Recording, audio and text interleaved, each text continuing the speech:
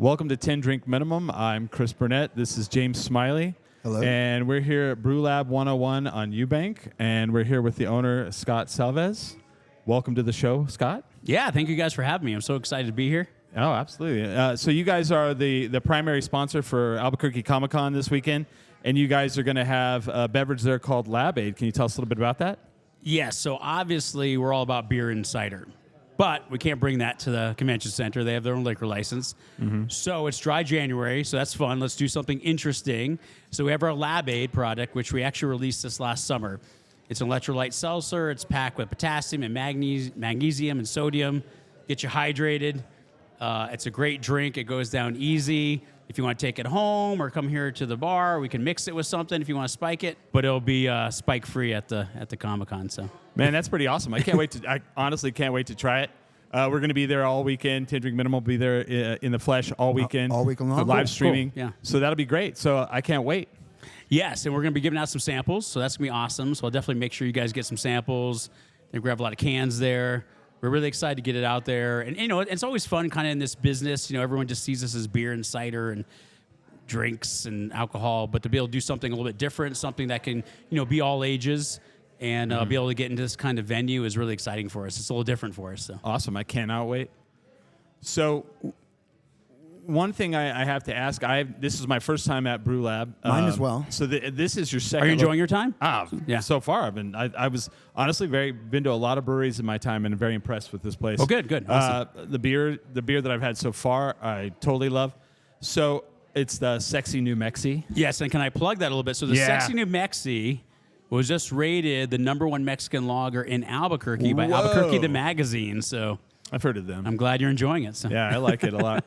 So this is your second location. Yes, sir. Because you guys started in Rio Rancho. Yeah, Rio Rancho is where all the magic happens, right? That's where we do all the brewing, much larger facility. We've been there almost 7 years now. Yeah. Got into this location about 2 years ago. Because we had to get on the other side of the river. Because when you tell people you're up there in the Rio Rancho on the west side, everyone's over here is like, nope, not going there. People like me have like a little bit of a you're like, cringe in my no, like, your beer's fantastic, but I'm not going there. I understand you have good beer, but I got to drive where? Yeah. I've been over there before, and it was because someone drove me. Somebody drove. I was like, we're going. That's the only reason you went, right? Because somebody drove you, right? Yes. Yeah. That's a long way to go. So we had to get over here, right? Yeah. So we had to, right? Well, welcome to Albuquerque. Thank you. Stoked about it. Welcome to 10 Drink Minimum podcast. Stoked to have you on. So let me ask you this. So we were kind of talking a little bit before the show. So you have a musical background. Oh, jeez, yeah. How did you transition Use that from against me? No, I would never do that, man. It's really weird. We get accused of being like, not accused. I shouldn't say the word accused. We get called the like Albuquerque music podcast, and I was like literally telling people, I was like, that's not us, and they're like, we kind of see it that way because you have all these music. Because I have a lot of musicians on. But some bands do require 10 drink minimum to be able to see. I mean, they do. See, that's where the name of our show came from. Is everybody's like, why is it called that? And I'm like, do you have to drink that much? I'm like, no, because back when I first started the show, I was like, it's going to take 10 drinks to like think we're good at what we do. And luckily, 20 years later, I think people think we're okay at this point. But so what made you transition from music to like, I want to make beer? Well, that's a fun story. Yeah. So, like I said, I was playing pretty seriously on the Albuquerque scene in several different bands for about 20 years. And that was sort of my serious side hustle. I'm an engineer by day. I actually have a day job. Mm-hmm. So, but I always like to have a very serious, like, side thing, let's say. And I don't know, I kind of got to a point where I'd played a lot. I was ready to do something different. My wife and I got a new home to us, and I wanted to remodel it. So I kind of quit the band, spent 6 months remodeling. Long story short, got bored. And my wife's like, well, what do you want for Christmas? So I'm like, well, I saw that Mr. Beer kit over at Dillard's. No, yeah, Mr. no, I have Beer. no shame in telling you how I started making beer. That's awesome. So I bought this Mr. Beer kit, and I started making beer and having parties, and my friends started coming, and year after year went by, and my skill set developed. And a lot of my friends were eventually like, dude, like your beer's getting pretty good. It's getting as good as these big breweries over here. Like, if you want to open up a brewery, I want to help you. Like, I want to be an investor. I want to help you make this happen. So I'm like, okay, well, that's different than somebody patting you on the back. Somebody actually wants to put their money where their mouth is. That's a big deal. Yeah, it is a big deal. So after, this was almost 8 years of doing this, I looked into it and I ran all the numbers like a good engineer and proved to myself it was possible. And Brew Lab happened. And I'm so thankful that we are here 7 years later and kicking butt. And So what's the genesis of the name Brew Lab 101? well, like I said, engineer background, Okay. right? So I spent a lot of time working in chemistry labs too. And so I am self-taught. So I didn't ever go to like professional brewing school or anything No, like that. yeah. So it was all trial and error. So it was all chemistry, it was all physics, it was all engineering to learn how to brew and how to make it happen. And so when it was time to come up with the theme, I thought, well, what is nobody really doing? And what do I know? I know Yeah. science and engineering. So you see we have the whole awesome chalkboard over I do, here, yeah. right? With all the chemical equations, all the secrets to make great beer. And obviously people saw like a little bit of Breaking Bad sort of reference. Where that's it what was I a saw. scientific theme for another sort of product we all love. Yeah. I hear you. So There's no crystal meth in the beer though. no, Okay. but I can't. Well, I can't really say actually. All right. No, Well, fair enough. there's nothing. Fair enough. Like if I'm We're addicted, family friendly over here. Okay. if I'm addicted tomorrow, we'll know what's going on. We'll know what's happening. Could just be in the water. You never Could know. be, yeah. Could be. I mean, could be. you know, it could There's a lot, happen. but 90% water and beer. Just Well, then I mean, not to plug another product though. so then I have to ask, like, what was your, when you were younger, what was your go-to beer that was not yours? how young? So that's interesting. So, I was never really a big beer drinker. I probably didn't start really drinking beer until college. But when I did drink beer, and When we all start drinking beer, yeah, is college, right. yeah? And eventually you get to the point where you're not just drinking it to get a buzz. Right. You're actually drinking because you enjoy it, You know, right? you only got 2 30-packs? Right. So, I before really the whole, craft beer scene really developed, especially here in New Mexico. I mean, I really did drink, I guess, what was your predecessor to craft? I mean, Sam Adams. Oh, yeah. I Fat remember. Tire. Fat Tire. I Yeah. remember drinking like some Red Wolf and Oh. Shinerbach and Whoa, things like. Yeah, I remember haven't that? thought of Remember Red back Wolf. in the day? I drink Shinerbach now Yeah. sometimes because Yeah. I like it's nostalgia. Red Wolf, I have not thought of that. I Yeah, think we're right. gonna say, Forever, right? I don't even know what happened to it. I think we're gonna say Red But Dog. man, that was a cool bottle with Yeah. the Red Wolf on there. So. There was a lot of that was like how ignorant we were. You would go to the liquor store and you'd be like, well, that bottle's cool. Yeah, well, yeah. How else would you decide, right? And then you'd be like, oh, I'm classy. I'm drinking this Yeah. not American like Bud Light. Yeah, or you look Corleone. cool. I look cool. It gets yeah. the chicks. Yeah. And then I had Rogue Ale. Was Oh. kind of doing their thing. Rest in peace. Rest in now, 'cause peace, they're- Rogue Ale, yeah. Let's salute. Yes, There we go. There you go. That's Rogue a rough Ale. one. Poor dead guy. Oh. Yep. So I mean, those were the gateways. Yeah. Back in the day. So. Yeah, for me, it was I went to Germany when I was 18, and Oh wow. that was the first time I'd ever drank beer, stupidly, because you don't want to go to Germany, drink beer, and then come back to America and go, what do we have that's like this? And they go, nothing. Yeah. And yeah. so Shinerbach was the original beer that and Bass that I Yep, was yep, like, Bass Ale, oh, yeah. this is as close as I have ever seen. And so so those were my gateway beers here. So very, very cool. So what is a beer that you drink now that's not yours? It's not mine. Yeah. Well, that's interesting because I'm usually around my spot, so I tend to Yeah. drink a lot of my own beer. I'm obviously a big fan. But when I'm not drinking my own stuff, I'm probably buying something at the store, and I tend to like, I like Elevated IPA from La Cumbre. Okay. That's always been a go-to. Yeah, It's always been one of my muses, and always, Oh. just one of those quintessential, fantastic Yeah. pillars of the community. I like a couple of the Santa Fe products are really good. If I Interesting, like yeah. something light, I like the Social Hours pretty good. Do you guys ever? The NMX Standard. That's the Oh. one. Yeah, NMX Standard is Yeah. really. And I also like the 4K or 7K. Sorry, 7K. Yeah. Do you ever collaborate with any other breweries? We have done several collaborations Yeah. before. Yep. So, and we're looking to do more. Oh, that's So- very cool. That's I love that. What is like being around Smiley? We travel together, so like a lot of times he can't drink beer with wheat, but like what we know that the IPA is king. Well, Not anymore, huh? Yeah, Or the Mexican lager. Yeah, it's gray now, I would say, Yeah. right? I mean, IPA was always king, but I'd say in the Yeah. last couple of years, people have realized, well, you can't always drink 7-8% No. all the time. And so you're starting to see the rise of the lager, which the lager was always popular, right? But I think Yeah. you're seeing the rise of the lager in the craft scene. So, like we were talking before, I'd say, most of our sales are going to be either light lagers or IPAs, right? Yeah. Like our Sexy New Mexi, again, award-winning. 20% of our sales, of all of our sales, is one beer. Yeah. That tells you a lot. Yeah. Whereas our second seller, which is our Wicked Pissa, which is our hazy style IPA, maybe like 11%.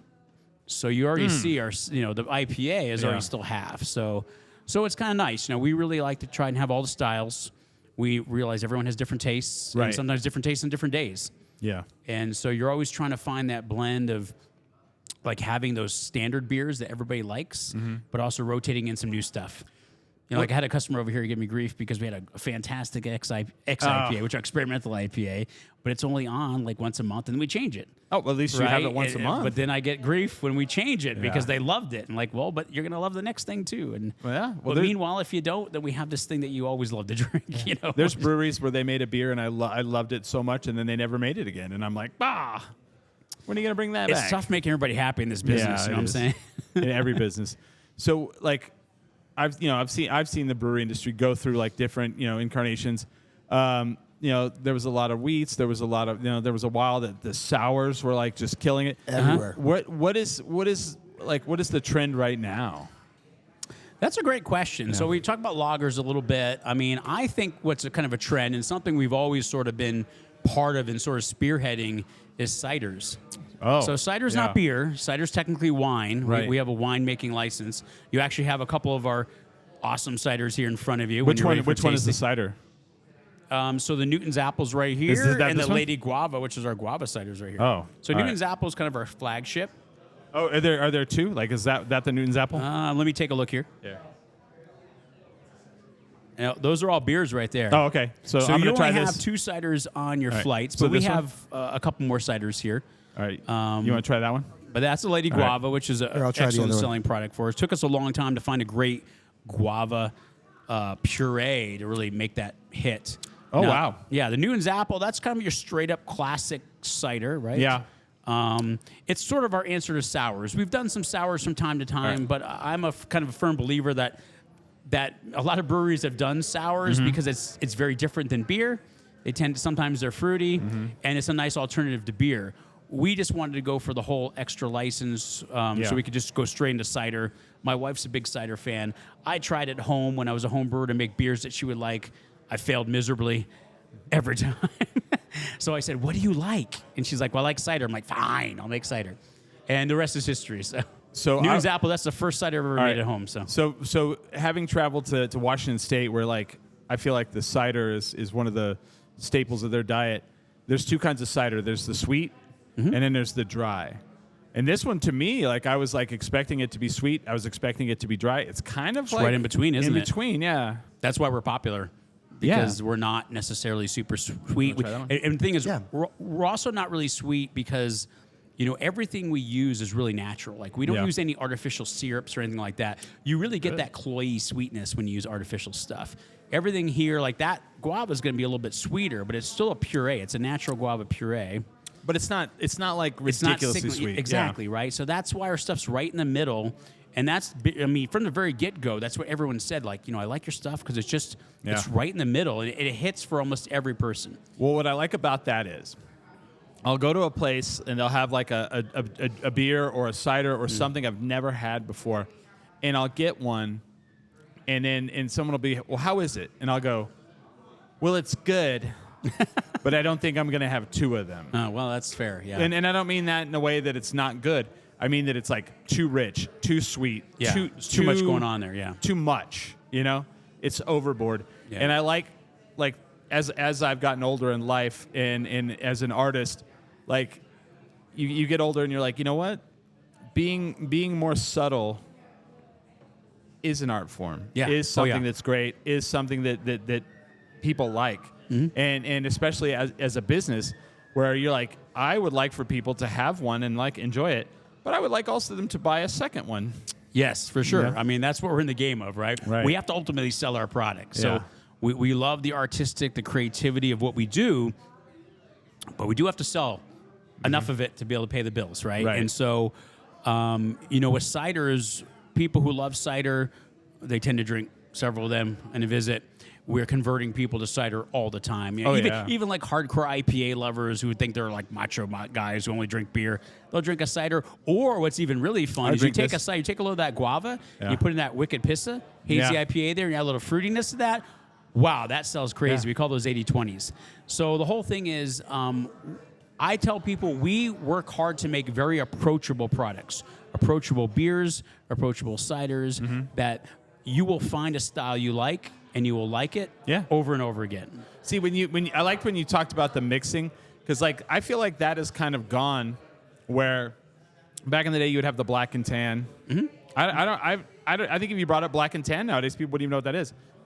Most don't. Yeah, and there was a lot of. Unless you're Irish, like half Irish like me. Oh yeah. I'm Scotch Irish. So all right, well there you go. I just recently found that out. I did the nice, DNA. nice. I did the DNA thing, and I was like, I'm like 45% Scotch and Northern Irish, more than anything else in my whole body. I was like, oh wow, This guy can drink a lot, and that's what that means. Well, yeah, historically, family-wise, but like you would used to go to breweries and they'd have like a thing on the like they'd be like mix this much beer with this much and it's this and and like. Yep. I feel like there's no the fun of that's kind of gone. Like the one thing I dislike, and I've had brewers on before, and I've made this comment. I was like, well, I feel like the brewery industry is kind of stagnant, and I don't mean that here because like I came in here and I was very pleasantly surprised to see your menu. So like I would tell a brewer, I was like, before I walk into a brewery, I can usually tell you what the menu is, and they'd be like, okay, and I'd be like, 5 to 7 IPAs. One's a West Coast. Sure. One's a hazy. Yep. One has some sort of fruitiness in because that was the beer that they messed course. up. Yeah. So then they had to hop it. Yeah. Right? I said a Mexican lager, a sour, a cider, and what was the other one? I think that's it. No, that's a all of it. Kolsch. Yeah, there A you go. Kolsch. There you go. Am I Yeah, wrong yeah. on that? You're not completely wrong. No. I think there's some inventive breweries still out there. I think we try to be innovative, right? I mean, we have 20 taps in Rio Rancho of all of our own See? stuff. We I like have to hear about that. 14 taps here. Love to hear that. We have a great menu both sides here, Yeah. and we also not only do we have the beers and ciders that you're drinking, we can turn a lot of these ciders into cocktails. Yeah. We do lots of fun things like ocean water and stuff like that. Love that. And then we also have spirits too. So we also support the distillery industry here in New Mexico. By having vodka and gin and agave spirits, so we can make craft cocktails. We also have wine. So we're all about local, right? The whole thing is about local New Mexico craft. Yeah. What am I about to drink here? Let's see. That's the Bull. Okay, so that is an IPA. Oh, here we go. That is our what I call a modern spin on a classic West Coast IPA. It doesn't burn my nostrils out of my head. That's good. That's good. I think it's approachable. It's going to have a little IBU It's an IPA. hit there. It's not bad though. Yeah. No, it's approachable. Yeah. It's pretty complicated. Yeah. It's about 7 different hops in there, about 3 different malts in there. Does that have wheat in it? Take a couple sips. Let it meander, and It doesn't punch you in the mouth, which I Yeah. like. Yeah. I don't need a beer to I don't need to chew it. I'm good with it. I'm good. And you don't need it to be like so bitter that you Yeah. make a face like this, right? So- Yeah, the bitter beer face. Remember the back of the day? Yeah, The bitter yeah. beer face. Well, remember, like I said before, we Yeah. want to make approachable beers. And, Yeah. and I've even had people who didn't think they liked IPAs, like yourself, we might convert you, who drank our beer, especially the Wicked, which is even less IBUs. Yeah. And they're like, wow, I actually really like this. I mean, and you've then got- all of a sudden they go from drinking a light beer or a cider You've to got an plenty of IPA. beers that don't have to have that. Well, that's true. That's true. Yeah. What else we got? What do we got here? Okay, so that is a Ludicrous Speed. So Ludicrous Speed, Spaceballs. yeah. Oh, he got it. Good Yeah. job. Good job. So Little Ludicrous Spaceballs. Speed is a wee heavy Scotch ale, right? Because where did they go? They went to. Oh gosh, what was it? We've gone to Plaid. Yes, there you go. That's why it's. Did you see Ludicrous. that? To get off topic a little bit, did you see they just finished filming the new I one? saw. I'm so excited, dude. Spaceballs is one of my most exciting. favorite movies ever. Exciting. So this is Scotch ale. Do you like a Scotch Yeah. ale? I haven't had a great Scotch ale in a long I'll time. try Find it out. So the wee heavy Scotch ale, it's strong. It's 8.5%. Okay, that's It's a got Scotch some ale. sweet finish, I like it. right? I A like little it. bit of robust malt in there, so a little bit of roastiness in there. I see. Yeah. You're taking me But back. very approachable, and we have to watch people because people like to drink many of those sometimes, and it's very strong. So Yeah, it's funny because I used to drink them. That's really nice. yeah, Because we all used to go to a place called Kelly. Okay. Kelly's back in the day. yeah, and, I know. I remember Kelly's. They had the Scotch ale, and I would always get it. And I was like, so that really reminds me of it big Yeah, time. Kelly's was awesome. It's funny you said the Mr. Beer thing. I keep getting you get Instagram, you get the algorithm, and it's like you want to brew beer at home. There's like a new one, and it's not even it is kind of Mr. Beer, but it's like, have you seen this thing where I don't know. you get a free? I've seen a couple different contraptions over the Well, years. this one it's like a little plastic cooler jug with like a plastic tap handle on the front, and they give it to you for free as long as you sign up and you buy the ingredients. I guess right? It's a subscription, and you have to get 6 orders in order to pay for it. And I went online, and people were like, if the beer's not, if it's not expired, it actually isn't too bad.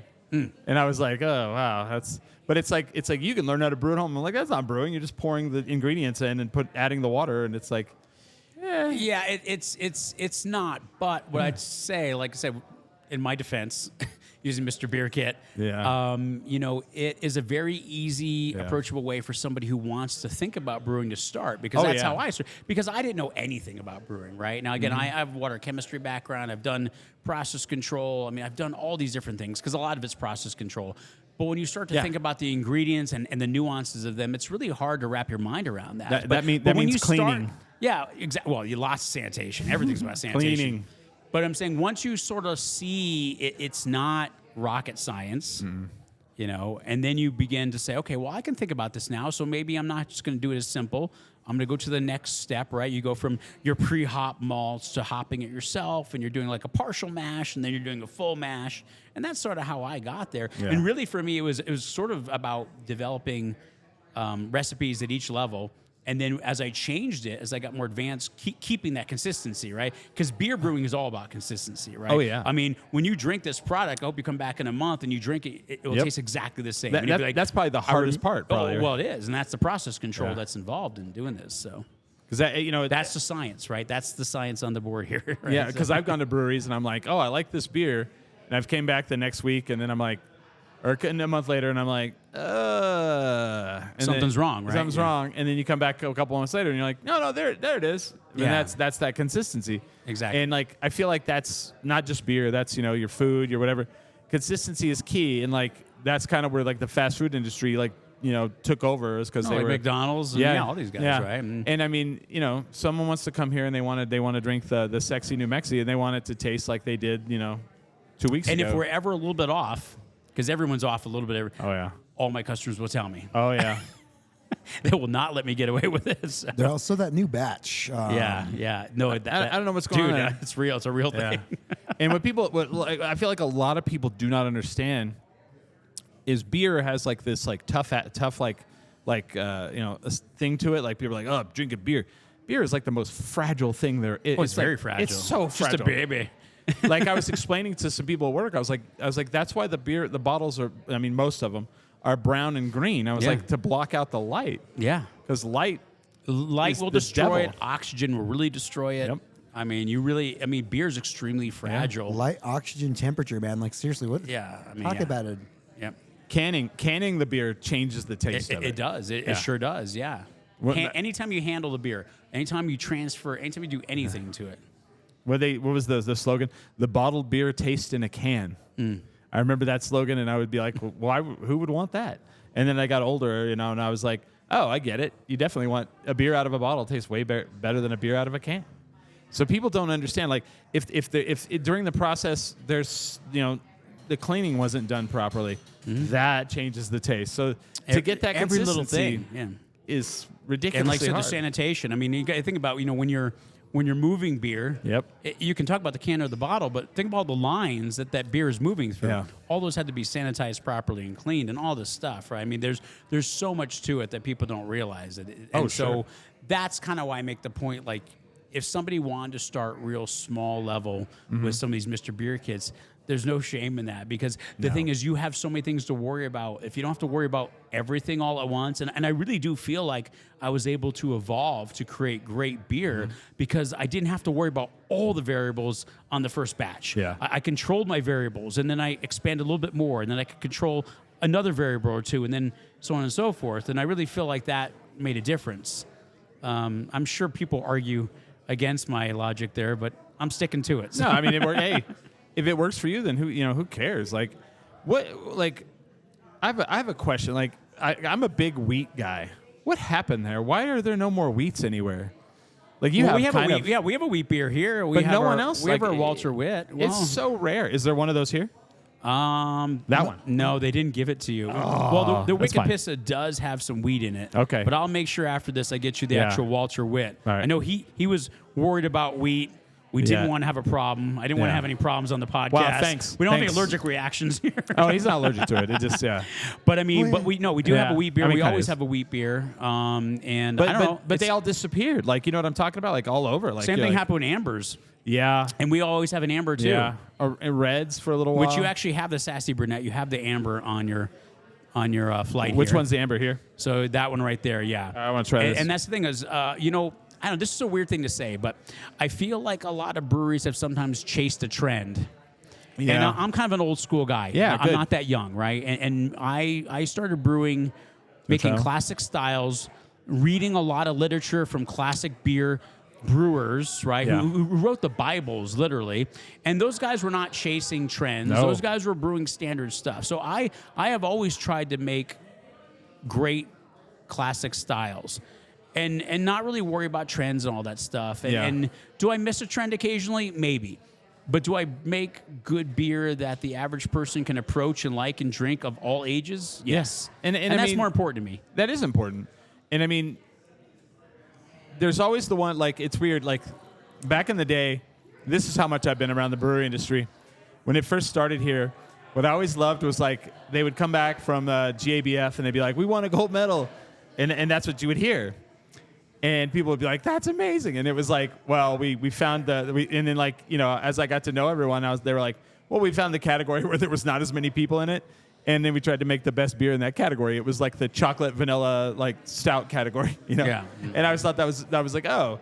So then when we had some people, like, leave here and, like, go win, like, the world IPA and the world, you know, that's when you're like, oh, you know, like, people are really, because there's certain categories that are, like, really saturated. Oh, yeah. You know, your lagers, your pilsner, like IPAs, yeah. IPA. And so that's kind of an amazing thing. So to make an IPA or you know, a Mexican lager that, like, is voted the best of the city, that's something to say. You know? I think so. You know, we and I always tell people, like, you know, we enjoy awards, but Yeah. we don't make anything No. to chase awards, right? No. I mean, at the end of the day, awards don't pay your bills. So we try to make beers that are really, again, approachable. People enjoy. They like. I get lots of feedback. I'm in my locations all the time, getting feedback from customers, and you know, that's what we care about. And if we get an award along the way, Right. awesome. But I'm not going to change anything we do in order to win. Well, an no, award, and right? then like, I was interviewing somebody, and they're big in the beer industry, and they made a very good point. Like, when you go to some of those awards things, they're like, they're not voting on the best IPA. They're not voting on the best pilsner. They're voting on which one they have an idea in their minds. It hits the style specifications. Yes. And And that's the only thing that matters. And that's the only thing that matters. And, like, so that, but that might not be the best beer to the public. No, not That's at all. just to them as a judge. It hit this barometer more than the other ones did. And I always like, and when they told me that, I was like, well, I hate that. Like, there's no innovation in that. You know what I mean? Well, that's. So you're telling me it's judged like a dog shows. Yes. Yes. This is the best As- example of this breed. Yeah. This is the best Well, example and of this. that is a fair comparison, you know, because that Yeah. is a competition. That is a beer competition. Yeah. Is to produce a beer that is as perfect to style or breed, as you say, as Yeah. possible, right? I mean, that beer's probably still going to be very good. It is. Doesn't No, mean it will. everyone's going to love that style, Right, right? But yes, it doesn't necessarily mean it's going to sell fantastic, right? I mean, Right. there's plenty of breweries have gone out of business who have won lots of awards. That's right. And then plenty of breweries who are kicking butt who've never won an award. That's right. And that's okay. I See, mean, and to me, if you want to make, like, the goal is, like you said, you're like, well, I won because I made the best tasting beer because a lot of people bought it. You know, there you go. well, to me, that's really winning, right? Yeah, I mean, that is staying winning. open and paying your bills is winning. Yeah. You know, so- Being able to expand, go to different locations. What's a category of beer that you feel like is very underrated? Ooh, underrated. A category of beer? You know, like not category is not the best word. What, you know, Style, or a I beer. suppose? I don't Style. Yeah, style. Sorry. Yeah, no, I mean, I'm trying to think, like, Yeah. what do I think is underrated? Wow. Well, I mean, I don't know. It's not beer, but I'll go back to cider. You know, Okay. I feel like cider a lot of people just don't know about yet. You know, because it's a big part of what we do. In this part of the United States, we don't. But some parts of Correct. the United States are big. You know? Yeah, there are, and maybe my reference is to this location because this has very much been a beer lager sort of IPA. As I went to Washington State, and the cideries there are like what we have here for breweries. Like it was crazy. I was like, oh wow, but like. If I had to pick beer, I mean, like I said, we were kind of talking about the beers that people don't seem to make as much. Yeah. Like our amber has always been very popular. I like for us. an Probably amber. our 5th best seller. Yeah. But a lot of breweries stopped making ambers because it was considered like an antiquated style or an Yeah. old style. You know, about a year or so ago, I started seeing a couple breweries bringing it back like it was this new thing. Like there's this renaissance or something. But I don't know if it really stuck. But I mean, it's always been a fantastic seller for us. It's about as tried and true. It's really the first beer recipe I'd say I mastered in my garage. Yeah. And it's always been good. It's just I think some people poo-poo that because they say, well, that's just too simple or too boring or whatever. But, you know, a lot of people who want to just come out and drink good beer at a bar, like you said, they're not looking for something crazy or super innovative or fancy or avant-garde. It's just, I want a good beer that goes down real easy and I want to order up another one, you know? Exactly. I want, for me, it's like I want something that, like I can drink. And it's funny because people are like, oh, you're those guys and you're drinking that, and I'm like, yeah, because it's easy to drink. Like for a while there, I was like the big like if I was just going to go not to a brewery, buy beer, what's the beer from Colorado? Not the Colorado, Montucky Cold Snack. I would drink Montucky Cold Snacks on the show, and I would talk about how good it was, and people go, some guy wrote me and he goes, that's not. I had that beer you talked about. That's not the best beer I've ever had. And I was like, and I literally wrote back, I never one time ever said this is the best beer you'll ever taste. And he goes, it didn't really taste like anything. And I was like, exactly. It didn't like you didn't take a swig and go ugh, or take a swig and it was a beer that you could just sit with your friends and drink and have a good time. That's what beer's supposed to be. Yeah. I think sometimes we lose sight of what's most important with beer or life, and right. I mean, like just sitting around drinking a good beer with some friends. Sharing is some amazing, nachos, right? It's one of life's joys, and I know I'll probably upset a few people, but I'll say we've never strived to make beers for like just the quote unquote beer geeks. No, I appreciate it when they come in here and they think I have a great beer, but really we're trying to be a great neighborhood pub. Basically, we want to have great beer, and we hope that people like it so much that they choose a local beer versus maybe a large national brand, right? Yeah. That's kind of what we want, and they keep it local. That's all we want. You got to keep it local. Like we're all about that, and like the problem with the national brands is they try to push they try to push the trends. You know what I mean? Like you won't see the ambers because they stopped selling the ambers, and so then people don't order them when they come to your brewery. And that's the thing that kind of it sucks, but it's great when you can like push you as a local brewer or a local business person, you can push the narrative. Well, yeah. Oh, that's great. What are we drinking here? That's actually the one you had before, so I was going to try it out. Oh, what is this one? That is a sexy New Mexico. Oh, try it. That is a sexy New Mexican. I'm a sucker. Like, so I love light beers. I love lagers. I love, like a Pilsner, a Kolsch. I'm a big Kolsch guy. I love a good Kolsch, too. Oh, like... You like the Blonde Bombshell, because we make the Blonde Bombshell. That's what I'm drinking right now. Okay. This is sort of like... We have made a Kolsch, but it's like our staple, and we kind of brew it like a Kolsch. Yeah. The reason why I say that is because a Kolsch is considered like a hybrid. Mm-hmm. And what you're doing with a Kolsch is you're brewing kind of like a lager, kind of like an ale. What you do is you take an ale yeast... Okay. And you ferment at a lower temperature. So normally ales, you're going to ferment around 68 degrees, room temperature. Lagers might ferment around 40-ish, 45 degrees, right? But what you do is you take that ale yeast and you push it down to 60 degrees, slows it down. So you're kind of doing an ale that's slowed down a little bit, becomes a little bit more crisp and clean like a lager. Yeah. I always say it's kind of like a lager that drinks like an ale, or an ale that drinks like a lager. And that's what we do with the blonde. And that's why it's a very... satisfying beer because it's very tasty. Mm-hmm. It has lots of flavor, but it's a little bit more. Yes, you actually have the Blonde Bombshell right there. It's just a little bit more oomph than a lager, right? Lagers can be sometimes a little too crisp and clean. Yeah, this just has it's a little bit more dirty, I guess. Yeah, it's a Blonde Bombshell, So I get what you're saying there. Yeah, I like that. No, I dig that because I don't know how to explain what you explained it. I tried to. Yeah, you just came right out and said it, and I liked it. No, I'm working my second blonde, so hopefully my explanation makes sense. I don't know. So it's that first taste. I'm trying to figure out Yeah, how to right? describe that. yeah. But then you get that first taste, it's different, and then you just drink a few more sips, and you want the Yeah. next sip, and it's sort of one of my go-tos. It's not real strong. It's 4.9%. I like that. So you're not going to get crazy, Yeah. drunk off of it. And so it's just really smooth. And again, you don't see a lot of people make a blonde either, like no. as we were talking about, right? No, but, you but sure again, don't. a great. It's one of our top sellers. It does great. Again, very approachable. And Well, so, see, that's the thing.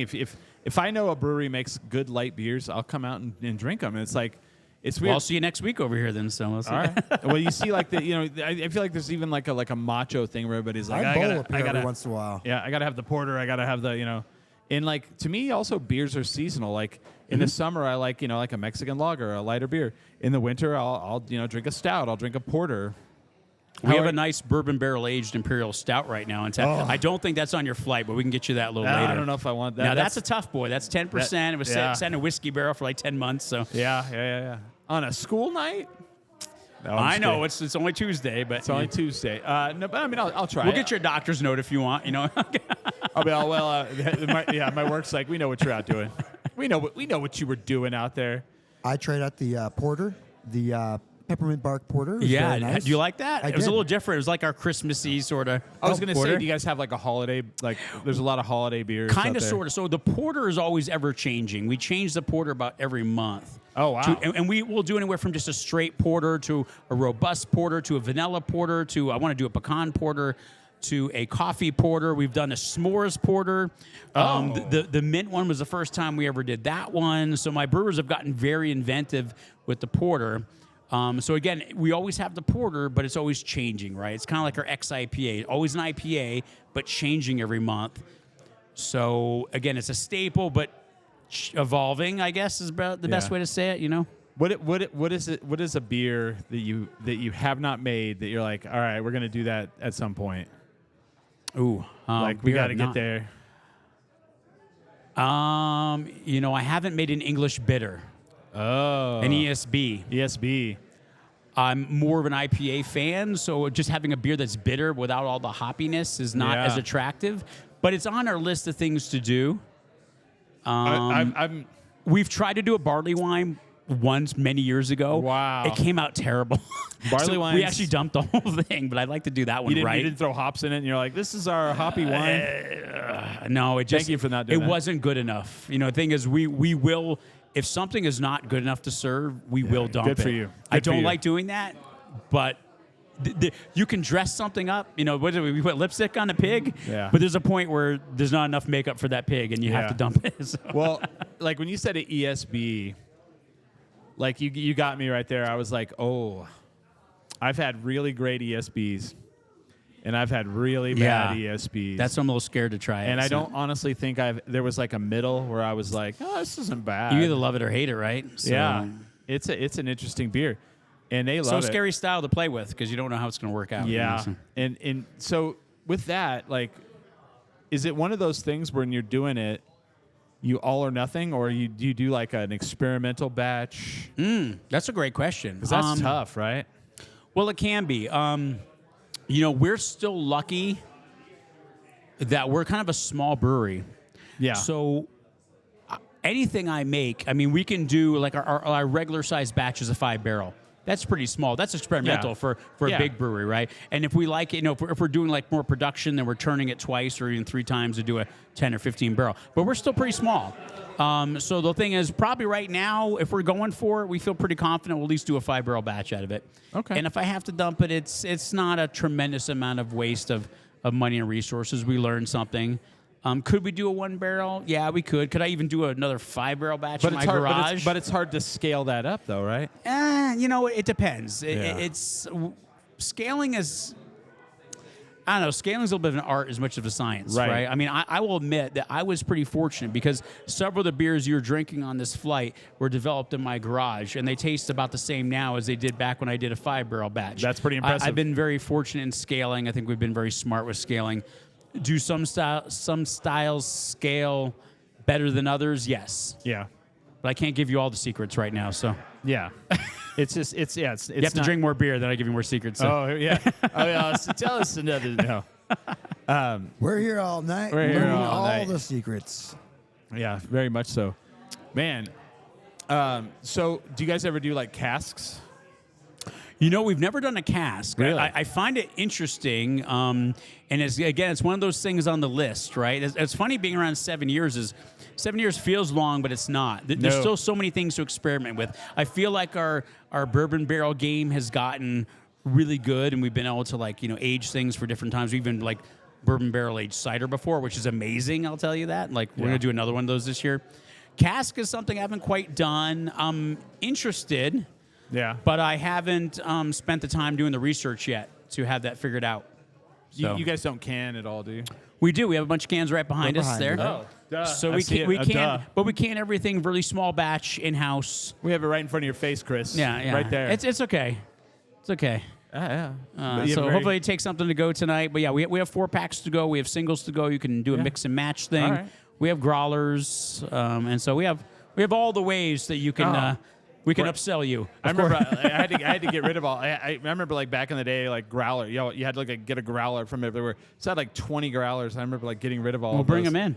You know what's funny is anymore. I've read that nationally the growler game is not so good anymore. But you know, we still do fantastic with growlers. Really? I just had to order a bunch of new growlers. Like we still not only have people buying growlers, but bringing their growlers in. So I don't know if less people are just filling them these days or what. But we've always done that. Do you do the crowlers?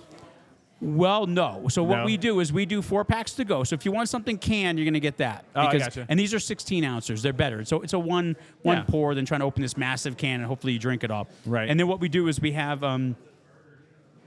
32-ounce PETs. These are plastic bottles, basically. They're 32 ounce. Oh. And that's a crawler size. And what they are is they are, you can throw them away, you can recycle them, you can bring them back, we can refill them.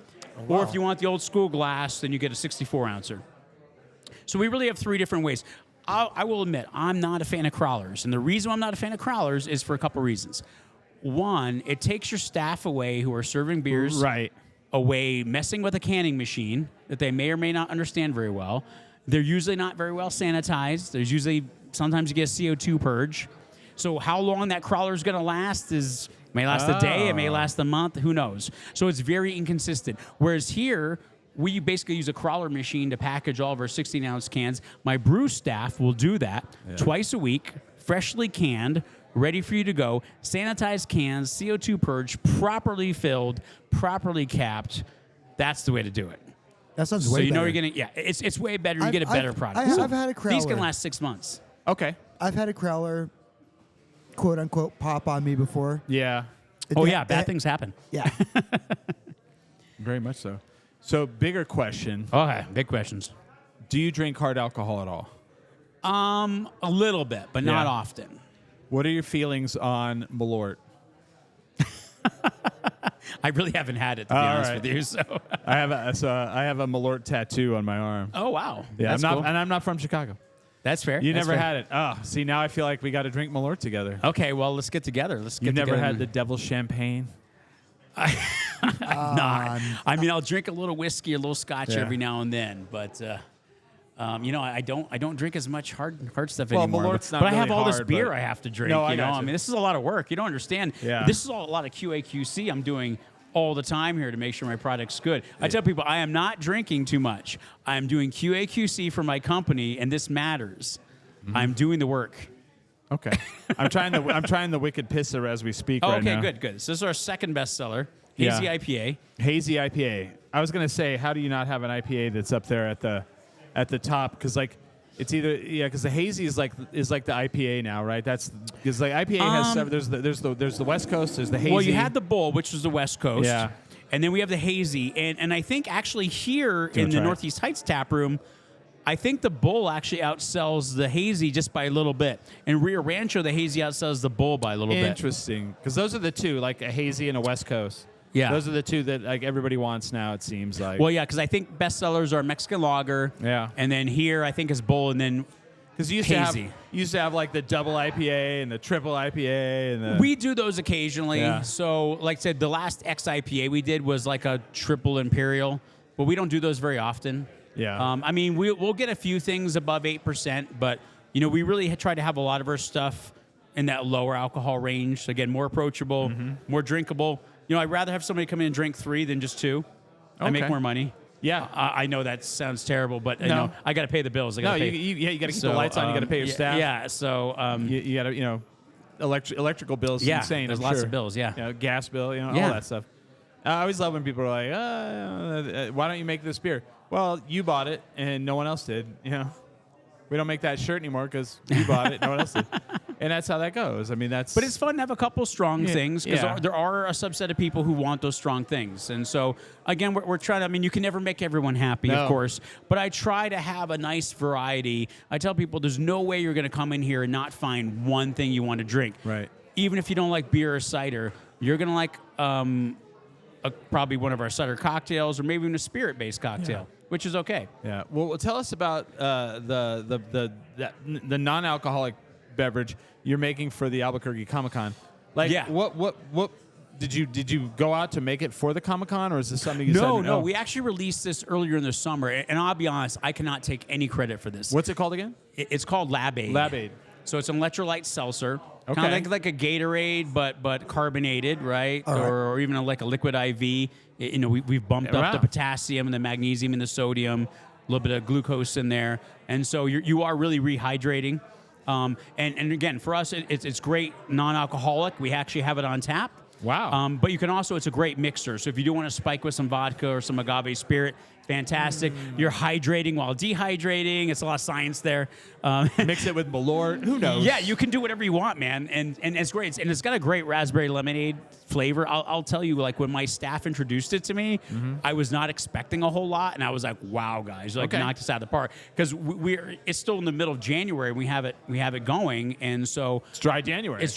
So it's now a great sort of non-alcoholic option. It's dry January. Yeah. According to us. When Austin asked me about doing this, obviously we couldn't really do alcohol in the format of Comic-Con, but being able to do Lab-Aid, keep everybody energetic and going and moving and keep their costumes going. That'll be us, because we're gonna be live streaming there in front of that. So we're gonna keep you going, man. We're gonna keep you hydrated, keep you going, keep you fresh. Woo! We've even thought, now this one is not caffeinated. We've thought about doing a caffeinated version. So I'm curious to pick the public's opinion to see if they want a caffeinated version or not. So that's kind of like energy drink meets. You're gonna become the white monster of I guess. of I Albuquerque. guess I don't drink that stuff, but I have so many coworkers. They're like monster every day. They're like, I got to get a white monster. And they drink those white monsters like it's like going out of style. Oh yeah, right. It's crazy, right? And they're not cheap either, right? No. I mean, they're expensive. So like $3 or $4 a can. So this is a really fun format for us to try this, because we've never really pushed this as a product in a different place than our tap rooms before. So I'm really anxious to see with the samples what the public thinks, because this could be kind of a really cool extra thing for us to do. 6 years from now. We started making beer. Yeah, we don't make beer anymore. We don't even make beer anymore. Lab-Aid. We make this Lab-Aid. It's called Lab-Aid. And then now we all do base jumping and extreme motocross. Yeah, but I mean, NA has always been popular because we also do have our own craft root beer on tap that we make. That's NA. We've been doing that the entire time we've been open. People love that root beer. We actually have some here if you guys want to try it. I do. We always do mocktails. We have sodas. So again, try and be approachable for everybody. We try to be very family friendly. Yeah. So we want kids to be able to come here and still get something fun, enjoyable. In Rio Rancho, we have slushies out there of non-alcoholic slushies. Well, thank you for not letting the kids drink here.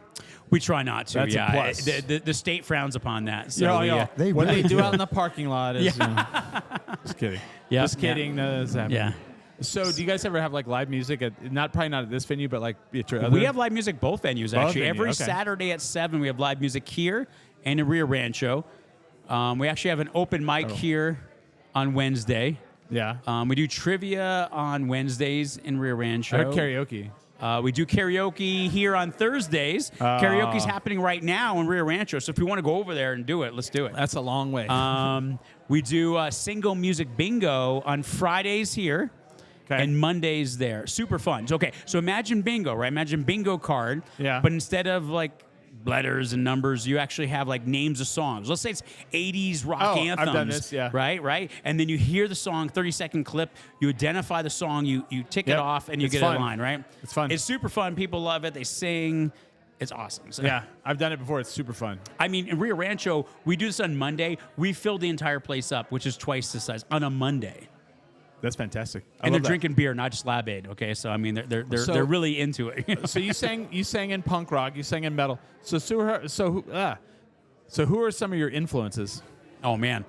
Okay, so old school influences. It's got to be like you got bands like Metallica. Megadeth is a huge one. Well, which Metallica?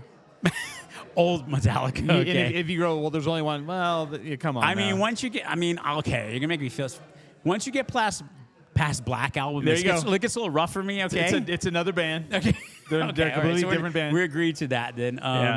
You know, Megadeth has always been a longtime favorite. Pantera. Yeah. If you're getting into, I guess, Did you go see Pantera when they came a couple months ago? Not this last time, but before when they came. It was like a year and a half ago, I think. So, yeah. you know, if you get into like, I mean, you say more modern, but they're almost getting classic now too. Slipknot, Korn, you know, all those kind of bands, right? Okay. So that's kind of the stuff I was doing more sort of back in the day there. So. I didn't hear any punk in there though. That's where I was. I'm sad. Well, yeah. I'm more of a punk. I like metal, but you know. You know, I'll admit. You know, it's what's weird is that I wouldn't say I was ever like a huge punk fan. Now, if I get into like hardcore, like DRI and stuff like that, geez. you want to get there. Like, yes, that's more like where I'm at. I mean, if you want to get into Misfits and stuff like that, I listened a little bit of that, but I don't feel like I tried to emulate that. So I probably was that more like hardcore Well, you're metal. probably too tall to emulate Glenn Danzig. So I'm not that tall. But, taller than him. But Danzig's good though too. I mean, even Danzig was like between metal and punk, right? Yeah. So, Mother's like I'd say it's almost more metal than punk, really. I mean, but I mean, it was that like changeability, right? You weren't just one thing or the other anymore. You were like, and you got into the hardcore right? and the post-hardcore, you know, just all that. See, I'm like a Social D, a little Fugazi. Okay, I can get down with that. Yeah. So. Yeah, I used to do some social DJ. Ramones. Ramones. Well, Social Distortion covers back in the day, Ball and Chain, stuff like that. Queers are coming, so I'm excited again. Cool. Yeah. If you want to see, and they're a great band to go see if you want to see 152 songs sang in like an hour. You know. So like, Brian. Right. You know, Next. like, next. That song was 1 minute and 6 seconds. This song will be 2 minutes and 1 second. Like it's like, wow, that was the whole song. I love that kind of stuff though. So if you could brew, if I said, hey, you can only brew one beer the rest of your life, what would be that beer? Oh, geez, bro. That's a tough one, man. I know. Ugh, the rest of my life. You know, it would probably have to be IPA. It'd probably be West Coast IPA. I know I'm going to disappoint you. It's all right, though. But it's like the whole thing, okay, if I want to drink one beer in a desert island, if I'm on a desert island, I don't have to do anything. I don't have to go to work or do anything, right? I'm just sitting there all day. So, I mean, I will. And here's what I'll tell you. Like, you know, it's an interesting thing because some people will tell you their philosophy is, well, you know, IPAs, you just mask everything with hops. And there's some truth to that. You know, lagers are pure. But the reality is, I will tell you, when I brew an IPA, like you take something like the Bull, which I developed with 7 different hops additions with, I mean, the process control is insane because you're adding these different amounts of hops at these different time steps and your pH has to be right. And then all these things have to happen right. So for me, it's the most complex beer I ever produce. So therefore I find it the most challenging, especially to be reproducible. So that's why I would do that. As an artist, like I know a lot of different artists in a lot of different forms, like songwriters, you know, like guitar players, painters, poets, and I feel like if you're a true artist, you're never finished with your art. Yeah. Do you feel that way about like some of your recipes? Do you feel like, well, it's good enough to put out, but it's not where I want it to be?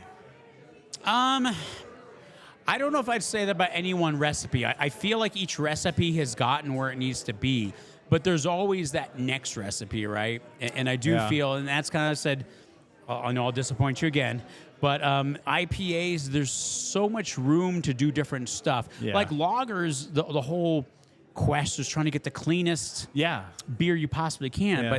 And that's okay, but it's not a fun quest. It's a lot more sanitation. It's a lot more process control. But I Right. mean, it's like, think about if you make a soup or some sort of cooking recipe. Like, I'll put a little bit of this in and that in and that in. And IPAs, you're doing a lot of that, but you're still speaking kind of controlled manner.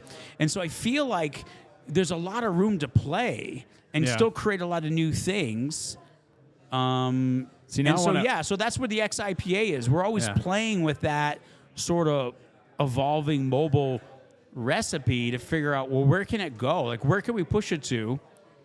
And then people love it, and then you take it away and you give them something different, and they're like, but I like this more. And like, well, see, that's why we didn't keep making that same thing. We made something different, and you love that more. So that's sort of fun to kind of experiment with and be artistic and creative with. So See, now I want someone to open a soupery. You said soup, and I was like, so I could get a flight of soup? there you go. That could be kind of fun. All You might right. be onto something All right. new. Well, maybe you should do Speaking that. my language. There was a place that closed down here before I realized it existed, and it was a breakfast cereal place. And yes. you could go and get your own breakfast cereal. Like Are you cereal? You could. I remember that. Yeah. What do they charge for that? I don't know. It closed down. Probably I was not like- enough. I was like, no. And like they had different milks, Wow. and I was like, That is and interesting. when I first heard of it, I was like, that's the stupidest. And then I stopped, and I was like, no, you different thought about it. milks, Like, and wait they a had- minute. Like I could mix and match, and I could. It was great. What the? No, it's a cool How did this idea. fail? But I feel like you'd struggle to charge enough They to were be able to ahead stay of open, their right? time. They were. Maybe they need cereal and soup. Right? You do the two together. Soup and cereal. There you go. Because you got breakfast and you got lunch.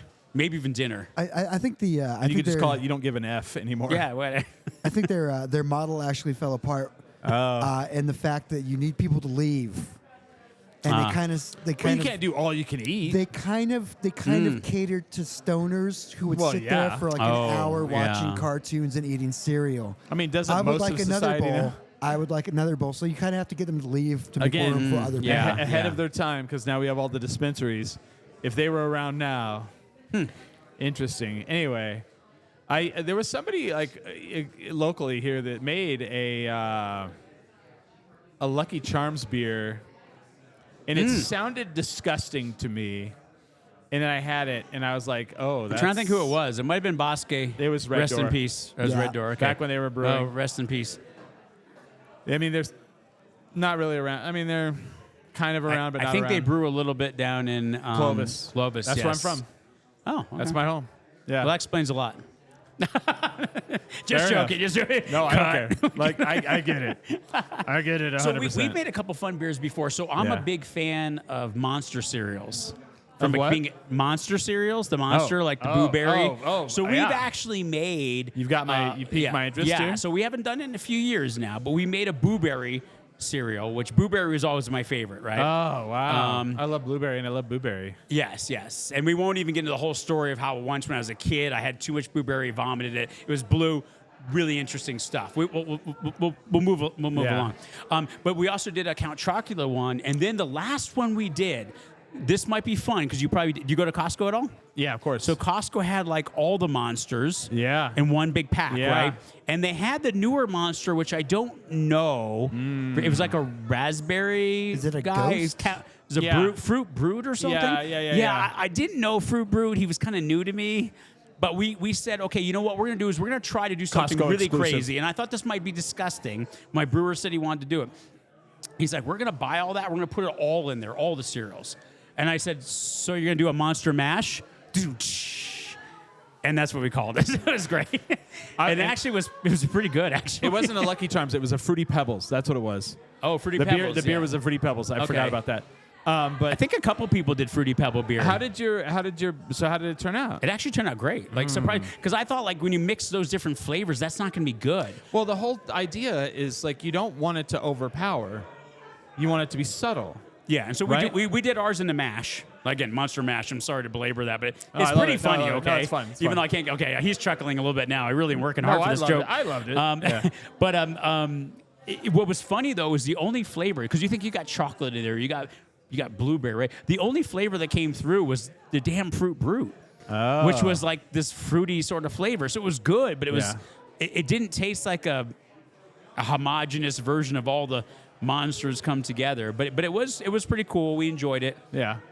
Well, that kind of leads me to another question. Does fruit belong in beer? Oh, that's an interesting question. Yeah, because I used to get chewed out because I do a lot of wheats, and they'd put the orange slice in there, and people were like, "Oh, you got fruit in your beer?" And I'm like, "Yeah, I got fruit in my beer." Well, again, as we were talked about, we're certainly not purists here. We're certainly not for beer geeks. So most of the time, if you order a Sexy New Mexi, I think your first one you had a lime slice in there. And if you get the Walter Witt, which I think you should have next because that's the wheat beer, yeah, I'll have one. we'll offer you an orange because it's kind of like a Blue Moon. Is this the root beer? Oh, okay. So yes, I think fruit can accompany beer very nicely. Oh, yeah. You like that? I love it. Big time. Yeah, no, and again, I will tell people, like, I can only credit one of my partners who brought that root beer recipe to the table. I'm not a huge root beer fan, but I think for a root beer, it's exceptional. What's the other one that people will brew? It's not root beer, but it's Sarsaparilla? no, cream soda. Cream soda. Have you ever or thought of sarsaparilla. doing one of those?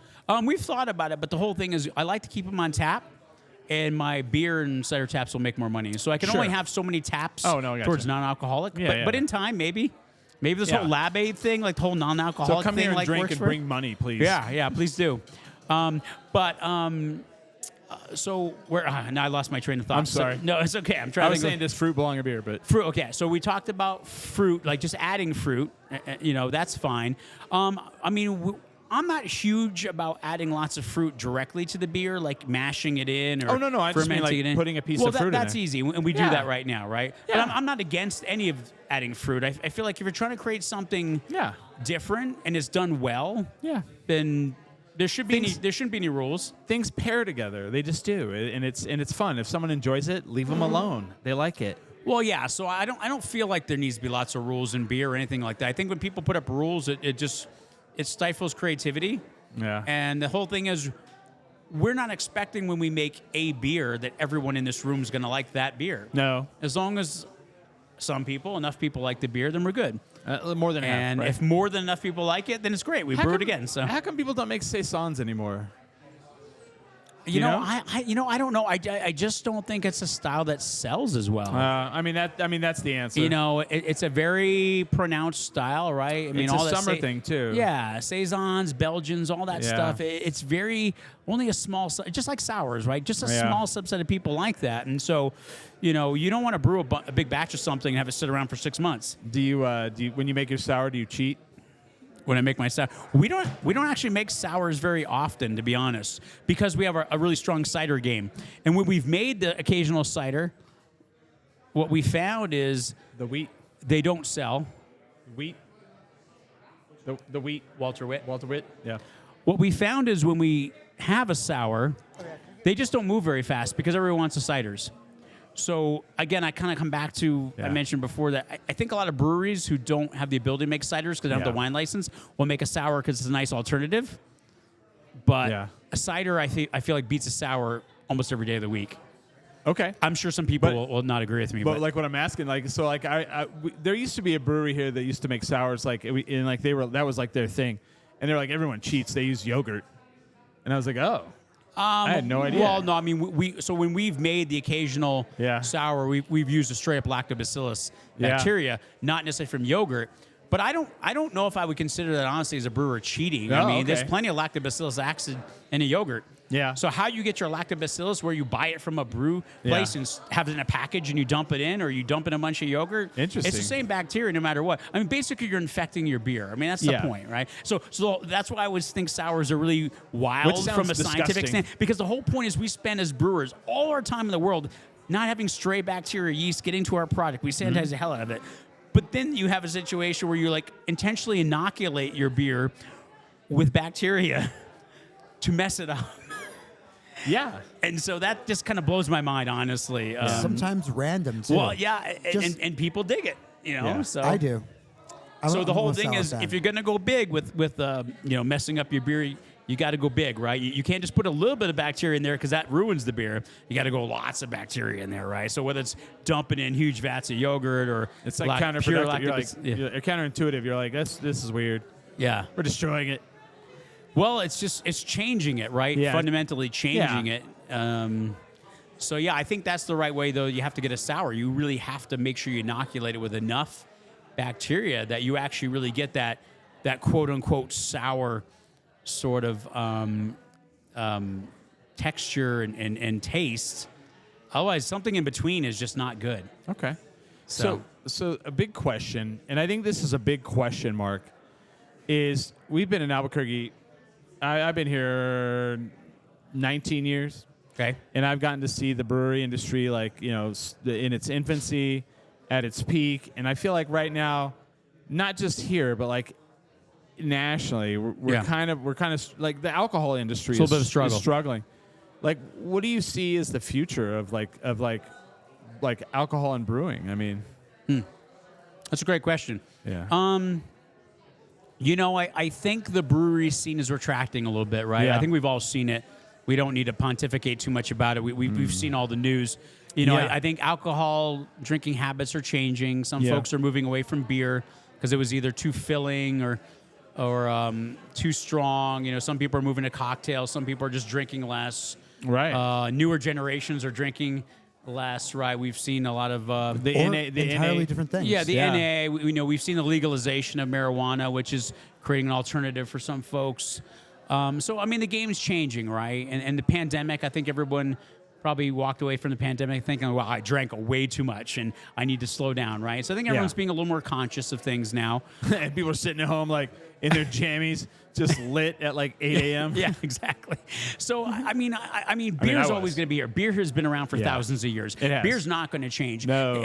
Do you have an ebb and flow? Yes, because craft beer wasn't always this big, right? No. And then you look at, before Prohibition, right? Craft beer was probably bigger than it ever was now. And then it got kind of punched down and, things ebb and flow. Business changes. I think for what we're trying to do, I think we've been on a solid track, and I'm sure you're going to see the brewery industry do this, is the idea of just becoming a great local watering hole, like a great neighborhood brew pub. And that's why we really want to have these alternatives, right? That's why we have spirits and other things. Yeah. We know not everybody wants to drink beer, but they might come in here with a bunch of their beer buddies. Sure. And they have something else they can drink, and they don't have to say, well, we have to go down to the bar down the street because you have no vodka here. No, if you want a vodka cranberry, you can get a vodka cranberry here, but your buddies can still drink great beer, and that's okay.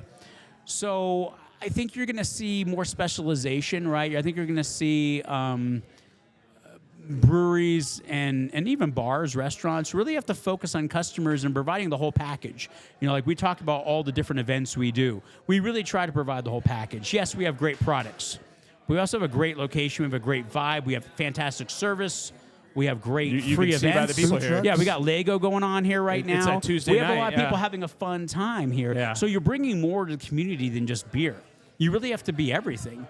And so that's what we're doing. And I think you're going to see more people doing that. And I think that's how you survive. And who knows? In 5 years, 10 years, craft beer will blossom again. And I don't know. I have to wave at that dog that's leaving. Yeah, that's the cutest dog I've ever seen. What? Yeah, come over. Yeah. Yeah. Can we let's see this dog on the camera. This is the cutest dog. Look at this. Look at this dog right here. This is Charlie. Aw. Charlie drank a lot of beer tonight, though.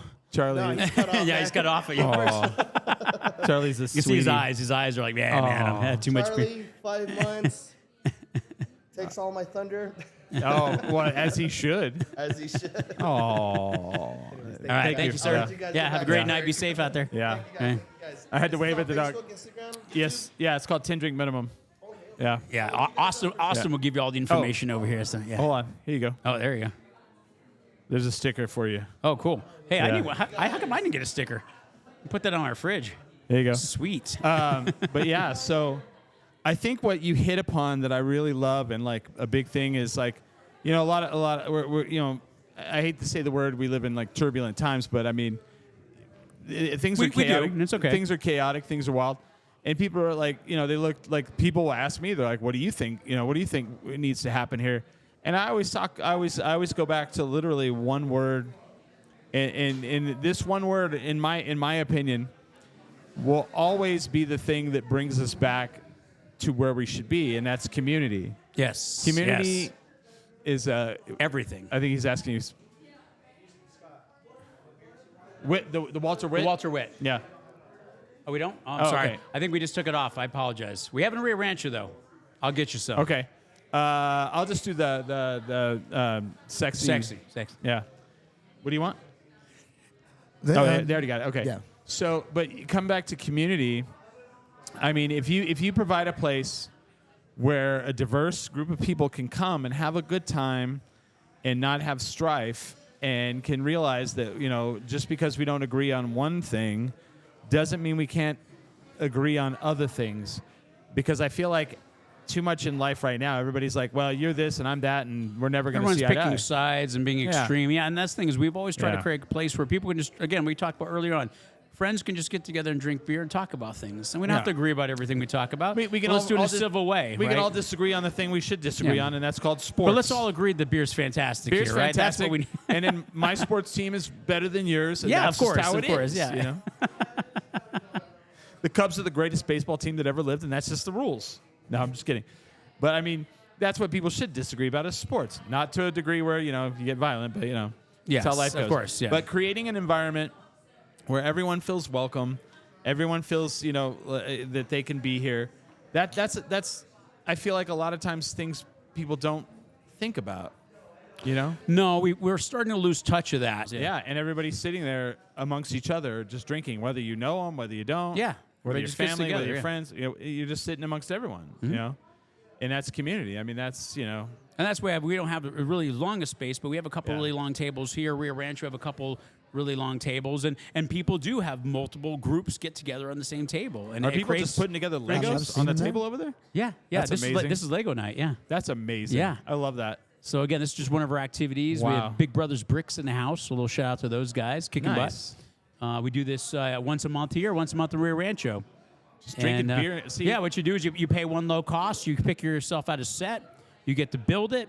You get to keep it. You get a drink as part of that cost. It's a good deal. It's that's like pretty $35. amazing. Yeah, That's it's awesome. What? I know, right? Man, that's So pretty we have damn all the cool. fun here. Yeah, So that's fantastic. yeah. Wow. Like if you come to my house, I have several Lego race cars. Cool. I do Lego race cars. Well, you can still jump in here and play some Lego tonight if you want. You jump in there and Maybe I might do that because that's it's weird. And people are like, do you like the car? I'm like, no, I like probably on the spectrum. Don't know, never been tested. But like it's one of those things where like this calms me and this focuses me. Yeah. It's like boom. It's like Yeah. I can put these together and I don't focus on anything else. well, that's the thing. Like I said, people need to Yeah. unplug, and it's a nice little way to unplug. So it is, and it's weird because I thank you to Austin. He's a good beer server. And it's one of those things where like as I've grown into an adult, I really enjoy the fact that Thank you. people are more open about what their hobbies are. Whereas when I was younger, hobbies were looked down upon. Nerd culture, whatnot. We're going to the Comic-Con, and like Comic-Cons like are huge. Yeah. Oh yeah. Like, have you been to the Comic-Con? No, that's why I'm super excited to be You're part of gonna it see this how year. big it is. Yeah, no, I've heard lots of great things, and so I'm really excited to do it. And Nerd culture is at its peak right now. well, and to your point, like I said, we all played Legos as kids, but look, grown adults are doing Right. it here in the bar while they're Right. drinking beer. I mean, Dude. that is like, Dude, when you're like on social media and there's like a Lego DeLorean Back to the Future car, you're like, for a second there, like You're that geeking out, yeah. dopamine just kicks in and you're like, whoa, like Right. and then you're like $300. Well, I could, like you start like doing that thing in your head, and you're like Lego Millennium Falcon. You're like, that's pretty sick. all right, Yeah. that's pretty sick. And then you're like, your significant other's like, we don't need that, and you're like, yeah, I know, but I want it. You get a different one. But I So want it. But I really want it. We'll get a matching pair. And then they go, Right. maybe for Christmas, and you're like, okay. right, Yeah. right. You got to compromise, I guess. Well, we're going into Comic-Con. What's your nerd life here? What are you nerdy about? Well, I'm super nerdy about science and engineering. So, really? I mean, he Okay. makes beer, man. I know that, but there's when he goes Well, home. there's so Gene Simmons is supposed to be there. Oh, I really yeah. want. So I mean, being again a metal Kiss, music guy, Kiss, so yeah. I'm really hoping I can meet Gene Simmons. I've been told that maybe Gene Simmons might help interact with Lab Aid. I don't know. Yeah. Promises are being made. We'll see if they're kept. But yeah, I'm really excited. Gene Simmons won't do Gene Simmons don't want to do it. I know. So I'm hoping. Hope I can get on his Alright. good side. We'll see. So you're a metal nerd. Yeah, I'm a metal nerd. Yeah. So Gene yeah. Simmons, who else? Ooh. If they were there, you'd be like, ooh.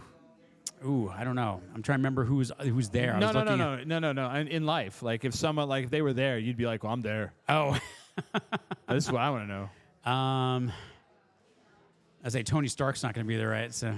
You I mean don't- the real Tony yeah, Stark, or you mean yeah, Robert well, Downey Jr.? yeah, in any form of that, right? I mean, Yeah.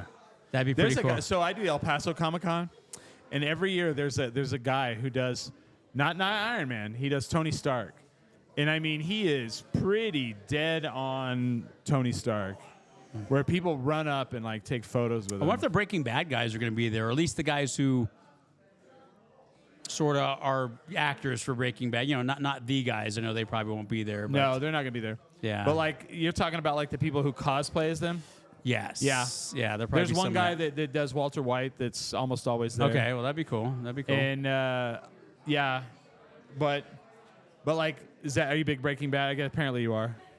Well, yeah. I mean, I can appreciate that, and obviously it fits with the brand. People dig that. So, actually, I just got the guys. I'll give a little shout out to the RV Breaking Bad tour Yeah, I guys. was gonna They say. live actually right behind Brew Lab, and they have Oh, the nice. actual. Have you seen the RVs that they have? Okay. So I live downtown, and I'll eat at Java Joe's, Yeah. which was Tuco's Lair.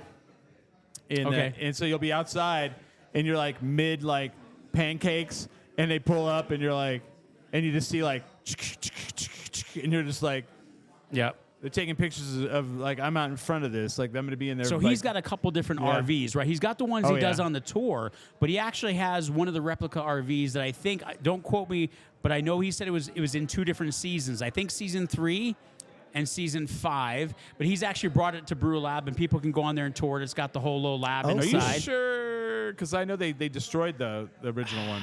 I told you not to quote me, but Yeah. I've been told it's been at least one of the seasons. Okay, it's possible. It's possible because All they right. did destroy the original one. No, I My remember friend he was told the- me that one, but that's why I think Yeah. they had to have this other one for Yeah, other right. seasons, right? They so had there to are bring it multiple back. versions, yeah, right? No, so, yeah, because they so- were like, because they had to bring it back because they wrote it back in. Yeah, and they so were like, he crap. owns one of them, right? Interesting, So, okay. Anyway, so apparently they're in the process of making a balloon, like a hot air balloon. Yeah, I saw that. And so he contacted me actually today because, you know, we've worked together a lot about trying to get a sponsorship going. So I don't know how that's going to work yet, but Okay. Oh, sounds good. might be kind of fun, right? Maybe Oh, get a yeah. little Brew Lab logo on Yeah. the balloon or something. I I guess mean, we'll see. is Balloon Fiesta big here? No, it's just this little thing. Little small. I know someone. So I think if people keep promoting it, it Yeah. might catch on. I'm not sure. So, but so we travel. So we actually do a lot of the Comic Cons. The Albuquerque Comic Con is like one for us, like one of like probably like 5 of them, 4 or 5 that we do. There's 4. Yeah, and so we travel, and people go, "Oh, you're from Albuquerque," and then they'll either bring up Breaking Bad or they'll bring up the Balloon Fiesta, and they'll be like, That's "Is what the we're balloon?" known for. They're like, "Is the Balloon Fiesta really like a big deal?" And I'll go, "It's the most photographed event in the world. It's the biggest event we have in Albuquerque. Well, it's that the whole state, bro. And I'll tell them, I'll say like, Albuquerque has about 900,000 to like 1 million people, like with all the Yeah. surrounding areas, and in 10 days we double that. yeah, And they're like, really? yeah, they're I'm blown like, away, right? So, Yeah, I was like, that's and I said, and our infrastructure is not ready for it no, ever, ever. And you always do that one thing where you're like, yeah, let's go out to that place we like to eat at, and then you like get in the car and you You're drive like- there and you pull in the parking yeah, lot. like, And you go, no. I forgot about it. Balloon Nope. Fiesta.